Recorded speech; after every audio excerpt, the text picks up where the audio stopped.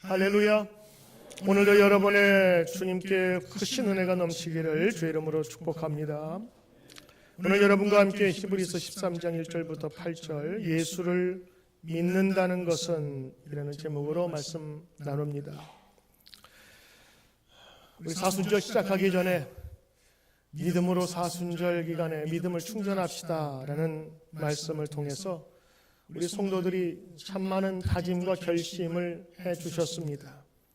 새벽 기도에도 많은 분들이 오시기 시작했고, 성경을 같이 연구하며 같이 읽는 통독 운동도 많은 분들이 함께 참석을 하였습니다. 이제 사순절 반이 지났는데 앞으로 남은 사순절 기간에도 하나님의 풍성하신 은혜를 바라며 준비하는 저와 여러분 되시길 바랍니다. 지난 주간에 우리 교회 성도들과 함께 필라델피아 랭캐스터의 Jesus 예수 뮤지컬을 함께 갔다 오며 많은 은혜를 체험했습니다. 성경 복음서에 나와 있는 이야기를 중심으로 그려진 예수님의 이야기를 보면서 내가 믿고 내가 고백하는 분이 바로 저 예수님이시구나 하면서 감동을 많이 받았습니다. 극에 나오는 베드로, 12제자, 니고데모, 그리고 마리아와 아리마다 요셉, 병고침을 받은 모든 병자들, 그리고 심지어는 예수를 죽인 기득권층 바라보면서 많은 사람이 예수 주변에 있었고, 또 그 가운데서도 예수를 믿는 성도들이 있음을 같이 바라보게 되었습니다. 예수 이야기를 보면서 다시 한번 저를 되돌아보기 시작했습니다. 나는 어떻게 예수님을 믿고 있는가? 또한 믿는다는 것은 어떤 의미를 가지는 건지 자문하는 기회가 되었습니다. 참으로 여러분, 예수 믿는 것은 무엇입니까? 여러분이 예수 믿기에 이 자리에 나온 줄 아는데 정말 예수 믿는 것이 무엇일까? 한번 여러분 생각해 보셨습니까? 사도 바울은 너희가 믿음이 있는가 너희 자신을 시험해보고 그리고 너희 자신을 확증하라라고 권면하고 있습니다. 그러므로 스스로에게 그리스도인으로서 바른 길을 가고 있는지, 자신이 예수님을 제대로 믿고 있는지를 물어보아야 한다고 우리에게 권면하는 것입니다. 박순영 목사님이 지은 예수를 믿는다는 것은 이라는 책에서 그분은 두 가지로 나누어서 예수 믿는다는 것을 정의했습니다. 첫째, 예수 믿는다는 것에 대한 오해 6가지. 첫째, 교회를 다니는 것, 이걸 예수 믿는 것으로 오해한다는 거예요. 두 번째, 믿음과 세상 가운데서 머뭇거리는 것을 말하지 않는다. 세 번째, 율법적 정통성과 엄격성을 말하지 않는다. 네 번째, 경건의 모양이 예수 믿는 것은 아니다. 다섯 번째, 신앙 고백이 전부가 아니다. 여섯 번째, 주의 말씀을 자주 듣는 것만을 말하지 않는다. 이게 예수 믿는다는 사람의 오해라는 것입니다. 그렇다면 예수 믿는 것은 무엇일까? 이 목사님은 15가지로 소개하는데, 첫째, 하나님을 진심으로 사랑하는가? 두 번째, 죄를 회개하고 돌이킨 자의 삶을 사는가? 세 번째, 주님을 정말 의존하며 사는가? 네 번째, 하나님의 성품을 입고 사는가? 다섯 번째, 자기를 부정하고 있는가? 여섯 번째, 성령에 의한 기도가 있는가? 일곱 번째, 서로 사랑하고 있는가? 여덟 번째, 세상에 속하여 살고 있진 않는가? 아홉 번째, 영적인 싸움을 싸우는 것. 열 번째, 예수님 때문에 고난을 당하는 것이다. 11번째, 하나님과의 관계 속에서 말씀을 듣는 것이다. 12번째, 그리스도 안에서 한 지체로 살아가는 것이다. 13번째, 성령의 기운을 가지고 점차 성장하는 거다. 14번째, 삶의 실천이 있는 것이다. 15번째, 소망을 가지고 사는 것이다. 이 목사님은 예수 믿는다는 것을 이렇게 정의했습니다. 그 중에서 우리가 예수 믿는다는 것에 대한 오해, 저도 다시 한번 되돌아보면서 제 자신을 돌아봤어요. 교회만 다니는 것을 말하지 않는다. 나는 목사라고 불리기 때문에 예수 믿는가? 율법적인 엄격성을 말함으로써 내가 교인이라 생각하는가? 경건의 모양새가 있어서 나는 그리스도 예수를 믿는 것인가? 우리의 행동과 때로는 이런 믿는 것과는 좀 차이가 있다는 것을 말하고 있습니다. 이 목사님의 예수 믿는다는 건 15가지를 보면서 드는 생각이 예수 믿는 것 쉽지는 않네 라는 생각이었습니다. 사실 오늘 이 예수 믿는다는 것 진실로 자기를 돌아보면서 이것이 예수 믿는 것이구나 다시 한번 생각해 볼 때 내 힘으로는 절대로 못하겠다라는 그런 생각을 갖게 되었습니다. 성경에서 말하는 예수 믿는다는 것, 그러면 그 예수는 과연 어떤 의미를 가지고 있을까? 첫째는 예수라는 명칭은 히브리어로 여호수아가 되는데 그 뜻은 구원자, 해방자라는 뜻입니다. 그 이름은 이스라엘 속에서 흔히 쓰였던 이름이지요. 인류의 구세주, 그리고 유일한 구원자라는 그런 뜻입니다.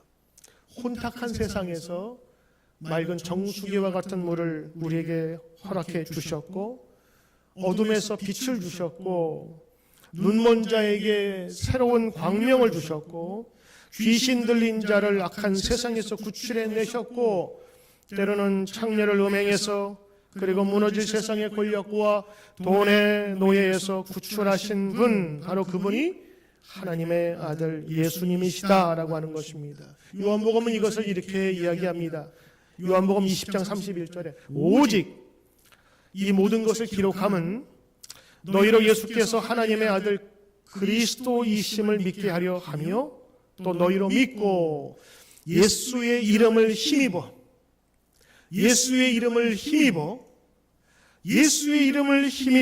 생명을 얻게 하려 함이니라. 바로 이것이 우리가 믿는 예수님께서 하신 일이고 원하셨던 일이라. 그래서 예수님을 믿는다고 하는 것은 그분이 하신 일과 그분이 세상에 뿌려주신 빛과 진리와 이 생명을 그분에게서 있음을 믿는다고 하는 고백입니다. 두 번째, 이 예수님의 또 다른 이름은 임마누엘이라고 하는 것입니다. 우리 예전에 어렸을 때 임마누엘 가지고 놀리고 막 그랬어요. 임마누엘.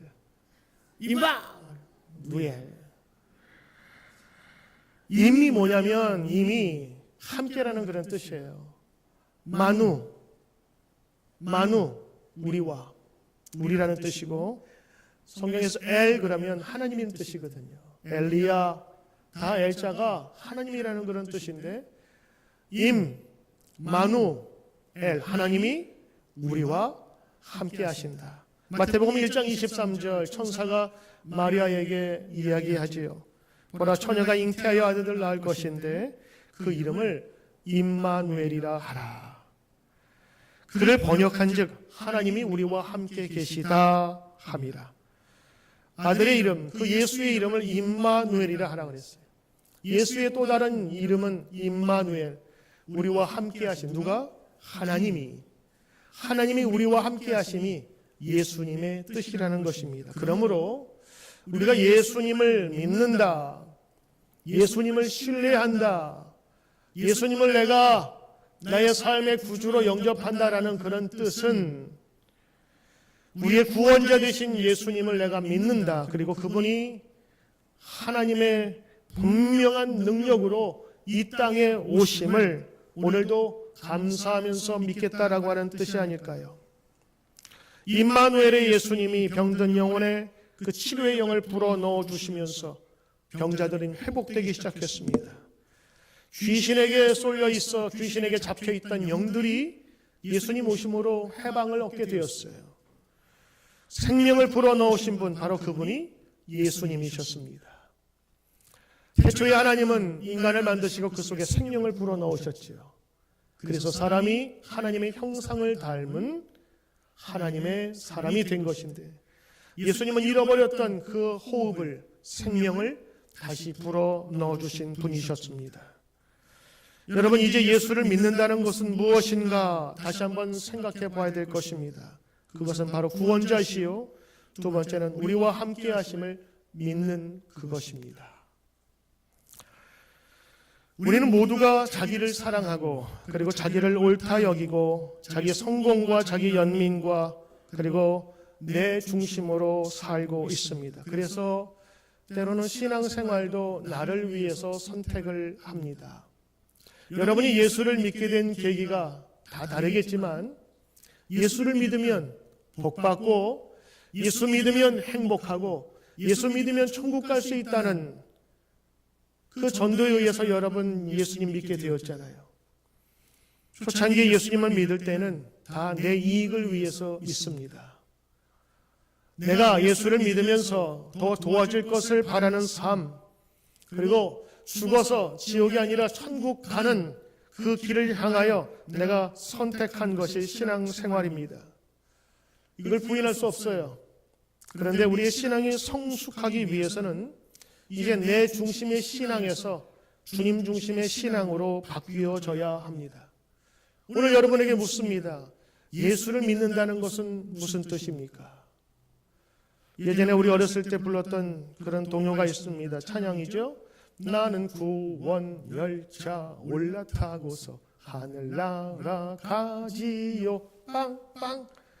우리 예전에 어린학교, 교회학교에서 많이 불렀어요.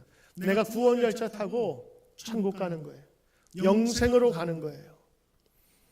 그런데 이 신앙이 초창기에 내가 예수를 믿는 동기가 되기는 참 좋습니다만, 이 믿음을 가지면, 이 믿음으로 계속 신앙생활을 하다 보면 나 중심으로, 그리고 모든 것을 나의 관점에서 생각하기 때문에 예수님은 손님처럼 대할 수밖에 없는 것입니다. 우리 모두는 믿음이 아무리 좋다고 할지라도 나 중심으로 생각하는 나 중심의 생명입니다. 그런데 믿음을 가지고 주님 앞에서 한 걸음 한 걸음 나아가다 보니까 예수님을 알게 되고, 예수님의 마음을 알게 되고, 예수님의 뜻을 헤아리기 시작하게 되는 것입니다. 그래서 예전에는 내 소원과 내가 바라는 것을 예수님께 기도함으로 얻는 것이 믿음이라고 생각했어요. 그런데 예수님을 진실로 믿게 되니까 때로는 내 소원 성취가 기도의 응답과 맞지 않더라도 주님이 나의 발걸음을 인도하시는 분이시라는 것을 전적으로 믿게 되는 과정을 겪게 됩니다. 사도 바울도 믿음 세계에서 하나님이 자기에게 주신 그 사명을 위해서 예수 믿는 크리스천들을 박해하면서 잡아 죽이기까지 했어요. 그런데 그가 예수님을 만나고 변화되기 시작하면서 그의 삶은 이렇게 바뀌게 됩니다. 예전에는 살기 위해서 하나님을 믿었다면 이제는 죽기 위해서 예수님을 따르는 자가 되었어요. 갈라디아서 2장 20절의 말씀을 보면 내가 그리스도와 함께 십자가에 못 박혔나니 그런즉 이제는 내가 사는 것이 아니요 오직 내 안에 그리스도께서 사시는 것이라. 이제 내가 육체 가운데 사는 것은 나를 사랑하사 나를 위하여 자기 자신을 버리신 하나님의 아들을 믿는 믿음 안에서 사는 것이라. 사도 바울은 그래서 내가 그리스도와 함께 십자가에 못 박혔다고 고백하는 데까지 나아갔던 것입니다. 십자가가 무엇을 의미합니까? 죽음을 의미하는 것입니다. 내가 죽어야 예수님이 살고 예수님의 뜻대로 행할 수 있다고 하는 것입니다. 우리 지난 3월 한 달 동안 우리는 히브리서를 1장부터 13장까지 새벽마다 그리고 각 속회마다 묵상을 하였습니다. 히브리서를 보면서 우리와는 좀 다르게 느낀 것은 우리는 예수님 믿으면 행복하고 복되고 즐겁고 이런 것만은 우리가 상상을 하는데 사실 히브리서가 쓰여질 그 당시에 예수 믿는 사람들은 예수 믿는 것 때문에 고난받았거든요. 예수 믿는 것 때문에 더 힘들었거든요. 예수 믿는 것 때문에 자기의 인생을 걸어야 했거든요. 그래서 지금 우리가 신앙생활하는 그 기분이나 혹은 우리의 목적과는 좀 다른 것을 많이 다시 한번 느끼게 되었어요. 예수 믿어 나의 자아가 죽었는지 오늘 이 갈라디아서 2장 20절을 보면서 생각해 보아야 됩니다. 사도 바울은 그래서 날마다 나는 죽는다라고 고백했습니다. 사실 자기의 생명, 육체적인 생명이 죽는 것이 아니라 그 안에서 숨쉬고 있었던 자기 중심의 세계에서 이제는 하나님 중심으로 옮겨가겠다는 것입니다. 그래서 내가 죽어야 예수님이 살아날 수 있다고 하는 것이지요. 여러분, 오늘 예수 믿는다는 것, 여러분의 정의는 다를지 모르지만 우리가 죽어야 예수님이 살 수 있습니다. 진짜 예수 믿는 것은 우리의 내적인 죄의 모습과 더러워진 혈기와 그리고 우리의 옛 자아의 모습이 죽어야만 예수 그리스도께서 통치할 수 있는 것입니다. 우리의 영혼에 두 주인이 있을 수가 없어요. 우리는 이 죄된 모습이 우리 가운데서 죽어야만 진정한 예수님을 믿을 수 있는 것입니다. 우리 교우 가정과 식사할 때의 이야기입니다. 마침 그 집 딸도 같이 식사를 하고 있었는데 식사 중간에 대학생이었던 그 딸이 시무룩해서 막 울먹울먹 거리고 있었어요. 왜 그러니 물어봤더니 어제 자기 아빠가 죽는 꿈을 꿨대요. 같이 식사하는 아빠가. 그래서 울먹울먹거리는데 아마도 어저께 꾼 꿈이 굉장히 생동감 있었는가 봐요. 하루 종일 그 생각에 잠겨 있다가 저녁에 같이 식사하는 중에 이야기를 하는 거였어요. 여러분, 이런 얘기 있죠. 꿈보다 해몽이라고 해요. 아버지가 죽었다는 꿈을 어떻게 해석할까요? 요즘 말로 분위기 좋다가 갑자기 싸늘한 걸 뭐라고 하는 줄 아십니까? 갑분싸라고 합니다. 애들이 쓰는 말이에요. 갑자기 분위기 싸해진다. 밥 잘 먹다가 갑자기 분위기 싸해졌어요. 이게 좀 덕담이 오고 가야 되는 그런 식사 자리인데 그때 제가 이야기를 했습니다. 얘야, 아빠는 죽었어. 옛날 아빠는 죽었어. 게임 중독, 운동 중독, 자기만을 알던 아빠는 죽었어. 자기 중심에 있던 아빠는 죽은 거야. 그 아빠가 죽어야 예수님 안에서 새로운 생명으로 다시 부활하는 거야. 봐, 너도 알잖아. 아빠가 달라진 거. 고개를 끄덕끄덕거려. 옛날에 죄인 아빠는 죽은 거야. 너 꿈 잘 꾸었다. 제가 어떻게 그런 기가 막힌 해석이 나왔는지 모르겠어요. 하고 나서 감탄을 했어요. 지금 누가 죽었다고 하는 그런 입장인데 뭐 이렇게 꿈은 반대야 이렇게 얘기할 수 있는데 저는 성경적으로 얘기했거든요. 제가 하고 나니까 그 말이 맞았어요. 우리 안에 죄된 모습이 죽어야 예수님이 살 수 있는 거였어요. 갈라디아서 2장 20절 그래서 사도 바울은 이렇게 얘기하죠. 내가 그리스도와 함께 죽었으므로 이제는 내가 사는 것이 아니라 내 안에 계신 예수 그리스도께서 사시는 것이라. 아멘이십니까? 이 십자가에서 죽는 경험이 없으면 여러분 예수 믿는 것이 아닙니다. 이 십자가에서 죽는다는 것을 우리 기독교에서는 회개라고 얘기하는 거예요. 회개는 눈물 흘리고 용서해 주세요라고 하고 용서를 구하는 정도가 아니라 주님, 나의 죄된 모습 모든 것들을 주님 다 없애주시고 이제는 거룩한 모습으로 살게 하시고 주님이 나의 주인 되십시오 하는 그 믿음의 고백을 하는 선언입니다. 그래서 회개의 한자의 뜻이 돌이킬 회, 유턴이란 말이에요. 고칠 개. 그래서 내가 고쳐 유턴하는 주님 중심의 삶을 살겠습니다. 예전에는 I-centered, 나 중심의 생활이었다면 이제는 Christ-centered, 예수님 중심으로 살겠으면 터닝 포인트가 바로 회개예요. 그 회개는 내가 죽어야만 가능한 것입니다. 초대교회 성도들은 이 믿음으로 살았어요. 그래서 예수 믿는 것이 때로는 죽음을 이야기할 때도 그들은 담대하게 나갈 수 있었던 것입니다. 그들에게는 예수 믿어 복받고 예수 믿어서 더 행복해지고 예수 믿어 사업 잘 되는 그런 건 생각할 수도 없었습니다. 그런데 그들이 갖고 있었던 한 가지, 하나님께서 우리를 위하여 영원한 본향을 마련해 놓으시고 우리를 위해 준비하시며 그 길을 위해서 예수님께서 우리를 위해 죽으셨다. 그분의 희생과 헌신을 생각하며 우리가 그분 따라갑시다. 이게 크라이스트를 따르는 사람, 크라이스트, 아이다가 뒤에 IAN, 크리스천. 그래서 예수님을 따라가는 사람, 그 사람이 크리스천이라고 불렸던 것입니다. 이 진리를 만나는 것이 바로 믿음의 출발입니다. 나의 본능과 나의 정욕이 죽는 사건이 예수 믿는 사건이에요. 나 중심에서 예수 중심으로 바뀌는 것이 예수 믿는 것입니다. 내가 주인인 채로 예수님을 구원자로 혹은 스폰서처럼 우리가 믿는다면 주인이 바뀐 것이 아니라 내가 주인이 되어서 예수님을 부리는 것과 같은 거예요. 우리 흔히 미신과 종교를 좀 분리하죠. 미신은 어떻게 하든지 귀신을 달래서 나의 소원을 들게 하는 것이 미신입니다. 거기에는 윤리도 없어요. 법도 없어요. 그리고 사람을 중심으로 한 생명 존중도 없어요. 나만 살면 돼요.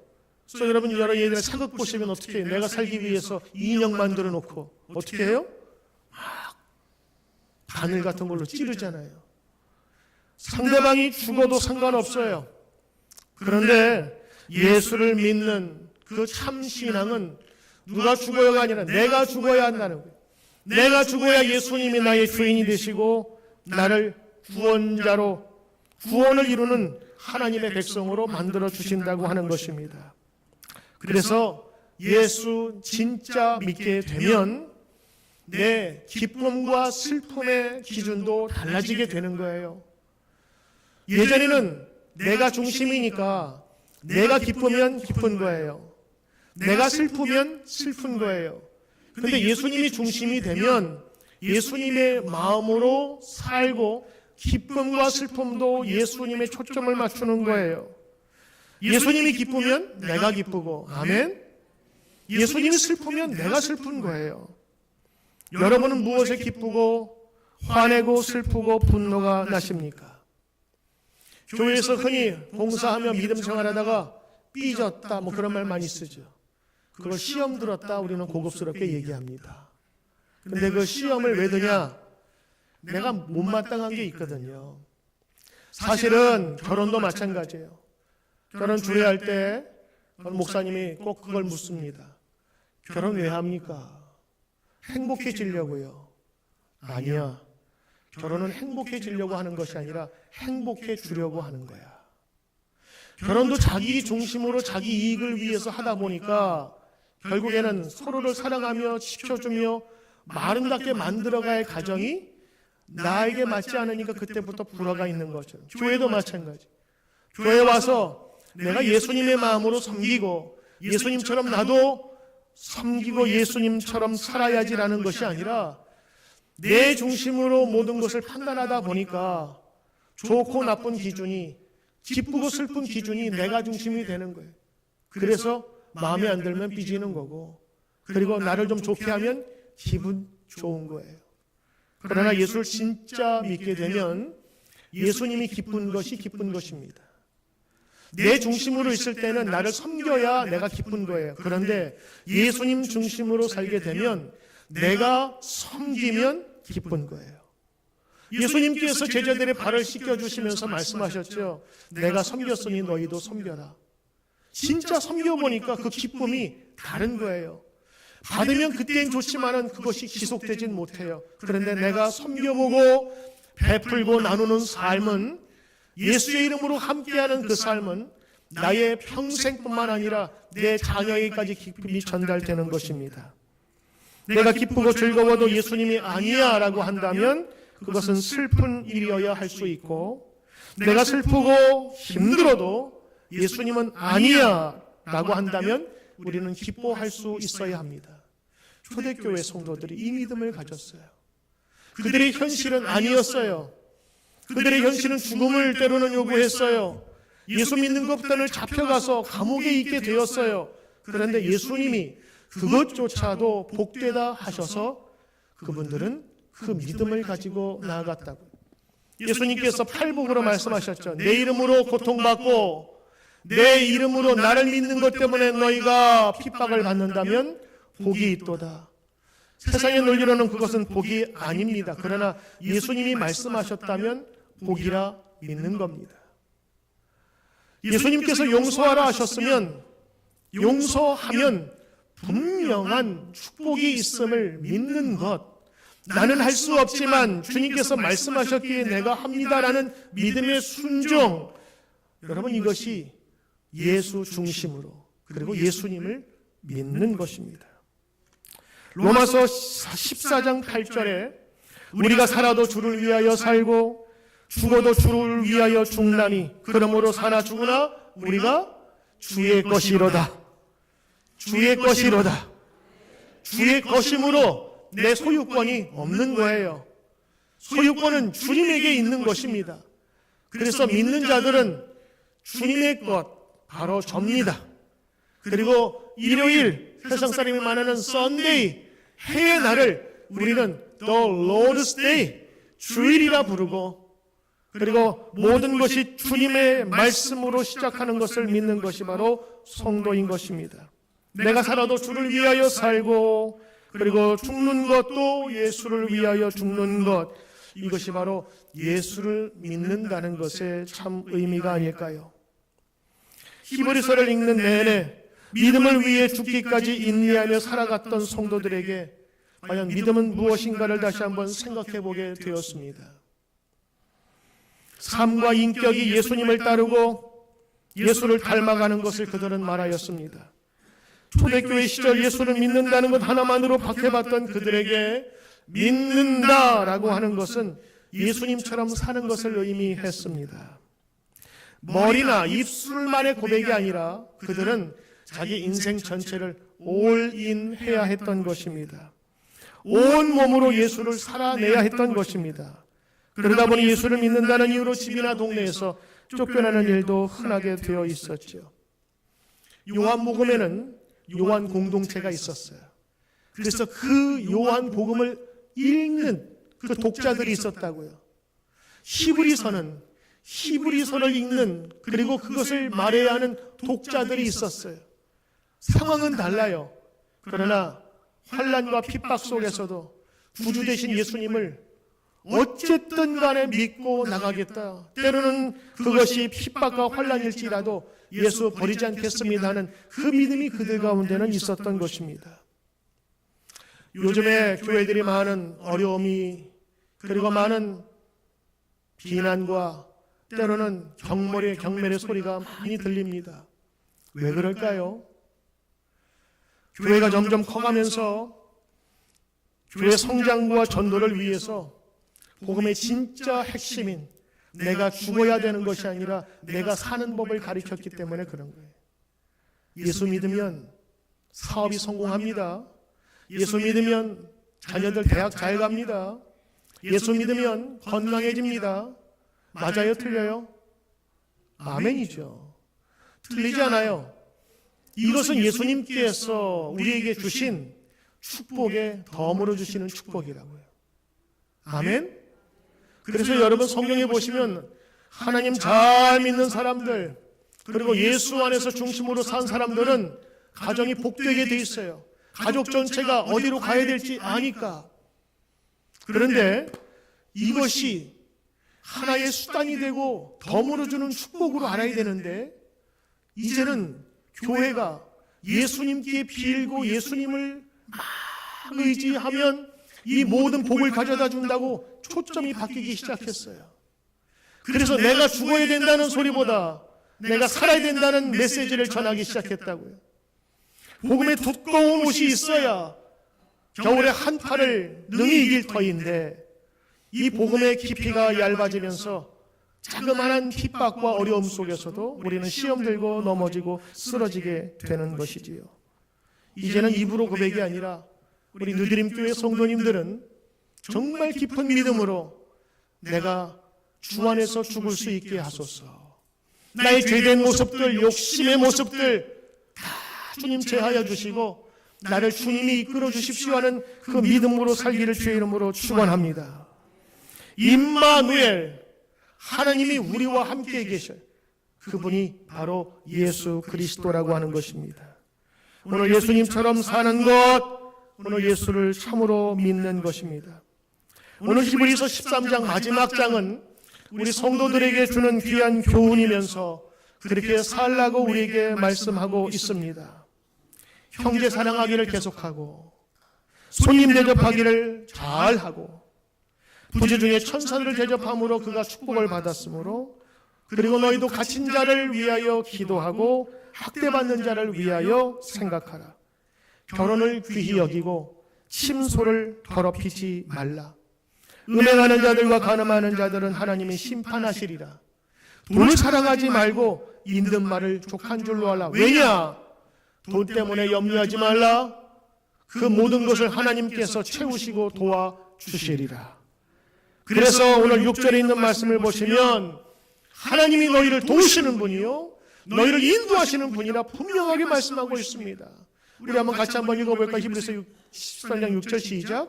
그러므로 우리가 담대히 말하되 주는 나를 돕는 이시니 내가 무서워하지 아니하겠노라. 사람이 내게 어찌하리요 하노라. 이 말씀은 돈을 사랑하지 말라 이후에 주신 말씀이에요. 아브람, 이삭, 야곱, 요셉, 모세 수많은 사람들의 이야기를 들으면서 그분들 믿음으로 살 때마다 하나님께서 그들과 함께 하신 것을 보지 않느냐 하면서 히브리서 11장에 수많은 사람들을 논의하셨던 것입니다. 우리는 그 뜻대로 완전하게 살지 못하더라도 그러나 부족하지만 작은 믿음이라도 주님 따르기를 원합니다는 우리의 거룩한 소망이 있어야 될 줄 믿습니다. 예수님 말씀하셨어요. 누가복음 9장 23절에 아무든지 나를 따라오르거든 자기를 부인하고 날마다 제 십자가를 지고 나를 따를 것이니라. 나를 따라오려거든 나 자기를 부인하고 날마다 제 십자가를 지고 따를 것이니라. 오늘 이 말씀을 보면서 우리는 성경 말씀처럼 살 수 없을 것 같아요. 형제를 사랑하라 계속해서 한두 번은 하겠는데 계속은 못 하겠거든요. 계속은 몇 번을 얘기할까요? 7번? 3번? 계속은 컨티뉴입니다. 멈추지 않는 겁니다. 그래서 성경에서 저는 말씀을 읽을 때 사랑하라보다 계속하라 계속하라 거기에 계속 동그라미가 거졌어요. 내가 얼마나 더 해야 될까? 제가 어느 집사님한테 교인끼리 인사를 안 하더라고. 얼굴을 봐도. 집사님 왜 인사 안 해요? 그랬더니 내가 한두 번 해봤는데 그쪽에서 인사를 안 하더래. 나도 안 한대. 맞아요. 뭐라요? 세상의 관점으로 보면 인사 안 받으면 나도 안 하면 되는 거예요. 그런데 오늘 말씀은 뭐라 그러냐? 사랑하라. 어떻게 하라? 계속해서. 그 사람이 받아주던 받아주지 않던 그 사람은 예수님께서 생명 구하기 위해서 이 자리에 앉혀놓은 사람 아니겠어요? 동네 이웃이 아니라고요. 그 사람에게 예수님의 사랑으로 인사하는 것, 이건 내가 할 도리예요. 그래서 형제 사랑하기를 계속하십시오. 저는 오늘 그 말씀 읽으면서 나는 계속 못하는데 계속할 수 있을까? 기도해야지. 다른 이들을 대접 잘하라. 대접하는 게 뭐예요? 손 대접하는 거라고. 음식 차려주는 거라고. 밥 사주는 거라고. 예전에 보릿고개가 있을 때 여름 손님 무섭다는 얘기 들어보셨어요? 보릿고개에서 먹을 것이 없는데 여름에 손님 오면 대책이 없다는 거예요. 그래서 예전에 손님들 다 대접을 하고 남아야 아이들 밥 주고 막 그랬다면서요. 저는 그 시대는 아니에요. 우리 이전 세대 목사님들이 그랬어요. 목사님이 어떤 목사님 눈치 없이 신방 갔는데 밥을 이만큼 줬대요. 그걸 좀 남겨야 애들이 먹는데 그걸 목사님이 다 드신 거예요. 그랬더니 눈구멍에서 이렇게 보면서 얼마큼 남기나 쳐다보던 애가 엄마 저놈이 내 밥 먹어 그랬대요. 여러분, 예전에 손대접하는 거 쉬운 일이 아니었어요. 예전에 손대접은 내가 안 먹어야 대접할 수 있는 거라고요. 지금처럼 웃돈 줘서 여유돈 있어서 내가 조금 대접하는 정도가 아니었어요. 다른 이들을 대접하는 것, 그러면 복 받는다라고 하는 것입니다. 힘든 자를 위로하라. 갇힌 자를 위하여 갇힌 자처럼 생각하라. 여러분, 다른 어려운 이들을 위해서 돕는 것 한두 번은 할 수 있어요. 그런데 여러 번은 하기 힘들거든요. 이 모두가 사실은 내 중심으로 살기 때문에 그런 거예요. 내가 죽으면 예수님의 마음으로 그들을 돌볼 수 있으리라 저는 믿습니다. 그리고 그 일을 위해서 우리는 기도하고 주님께 나아가야 하는 것이지요. 오늘 본문의 말씀처럼 성경을 통하여 형제 사랑하기를 계속하라. 아멘. 손님 대접하기를 잊지 말라. 아멘. 갇힌 자를 생각하고 그들 억울한 자를 위하여 기도하라. 결혼을 귀히 여기고 음행하고 간음하지 말라. 아멘. 돈을 사랑하지 말고 족한 줄로 알라. 오늘 우리에게 주신 이 귀한 말씀들을 다시 한번 생각하면서 예수 믿는다는 것에 대한, 그리고 무엇이 예수를 진짜 믿는 것에 대한 그 고백이 오늘도 있기를 바랍니다. 3월 한 달간 히브리서를 읽고 묵상하면서 예수님 진짜 믿었던 믿음의 선조들을 기억하면서 예수 중심, 그리고 예수님이 주인 되시는 인생, 예수님이 나와 함께 역사하시고 함께 계신다고 하는 임마누엘의 믿음이 오늘도 저와 여러분 가운데 충만하시길 주의 이름으로 축원합니다. 기도하겠습니다.